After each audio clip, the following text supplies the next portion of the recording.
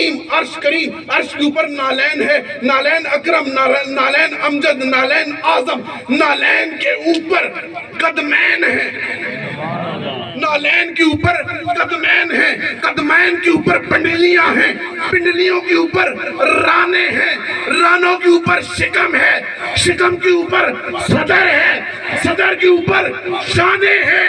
اب ان شانوں پر یا حسین بیٹھے ہیں یا مولا علی بیٹھے ہیں۔ نعرہ تکبیر، نعرہ رسالت، نعرہ خلافت۔ آخری جملہ آپ کے گوش گزار کر رہا ہوں، اس آخری جملے کو میرا ضائع نہیں کرنا آپ نے۔ یہ حضور کی نالین ہماری سمجھ میں نہیں آتی تو حضور کی آل کیسے سمجھ میں آ جائے؟